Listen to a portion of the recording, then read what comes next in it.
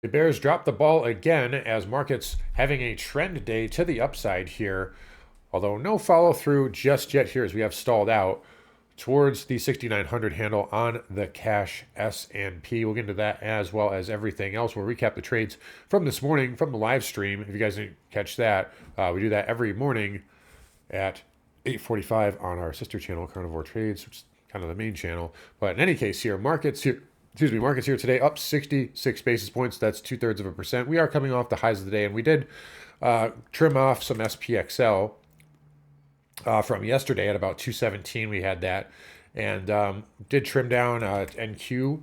So if you guys remember the live stream, we actually stopped out of the first one. It got very close to my take profit. We stopped out, rebought on this beautiful, and I mean beautiful bear trap here. I mean, this is a nasty one. So they took it down. I talked to you guys yesterday, and I said, like, look for, don't be surprised if this trend's green. And I'm not sure there was many other people that were saying that yesterday, given how we closed. But beautiful trap. Look at that 15-minute candle. Look at the ES. Beautiful, beautiful, beautiful. This is great price action. Amazing price action for day trading. And, we're up pretty big on our NQ runner right now that we did rebuy. I believe that's just below 700, or sorry, 800. So we got right back in on that. Jumped right on and got some profits on SPX. I also had a nice trade on gold as well. We had a little rebound here right off the lows, and said watch for a reclaim of this low. We got that. A little consolidation dip, and I think, like, what did we get, like 12 points, and then we sold the high of the day when we were looking for 375 GLD, or 475 rather, and that was the high of the day, 475.17.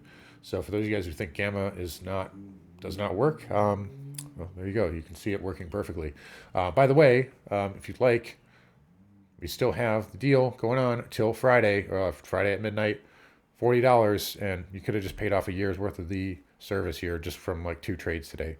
But anyways, what's going on here with the markets into tomorrow? A lot of people looking for a slow day, and yeah, I would say so. I don't have as good of a read here. I do think there could be continuation. I'm not going to bank my money on it. We'll hold runners into the overnight and go from there. If they pay out, they pay out.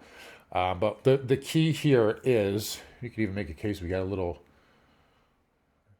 maybe, I don't know, maybe it might be a little contrived at this point, but we'll see. You could make a case, though. We got that there. 6,900 still. We talked about that in the morning video. We didn't get quite there. We got 3 points away. QQQ didn't quite get to 610. Those are just kind of like bonus targets, but we did have a nice thrust this morning. For tomorrow, though, if we do get continuation, and a lot of people are going to say right now, they're saying, I'm not even going to pay attention tomorrow because it doesn't matter until Nvidia. That's wrong. You should not do that. In my experience, I can tell you this for sure. Going into a volatility event like Nvidia, or the FOMC or CPI, anything like that, you want to improve technical positioning. And like, technical positioning matters. What I mean is, if we sell off tomorrow and we go below 68.70, that means we can break down on Nvidia. If we rally up and we close at 69.40, that means a dip's going to get bought if Nvidia sells. Right? That's a key difference in the market. And it's something I kind of touched on yesterday.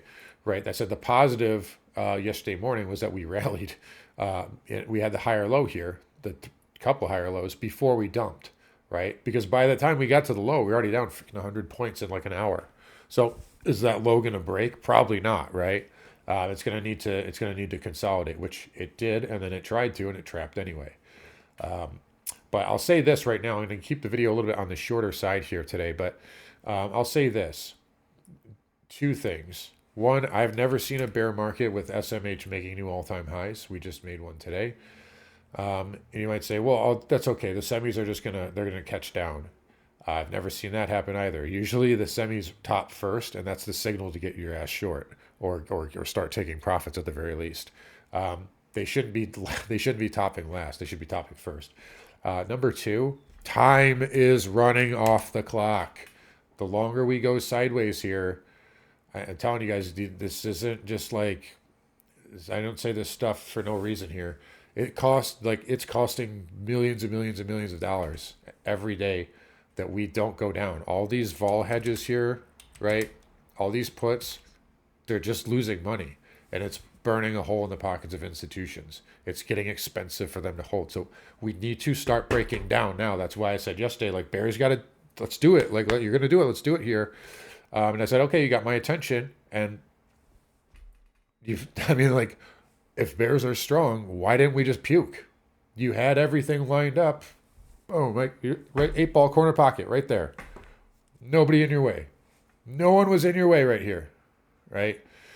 So, that's what I would just say right now is that's my observation. Again, I'm not saying the market can't go down, but again, time is so important here, and positioning and the technical positioning will be very important tomorrow into Nvidia as well.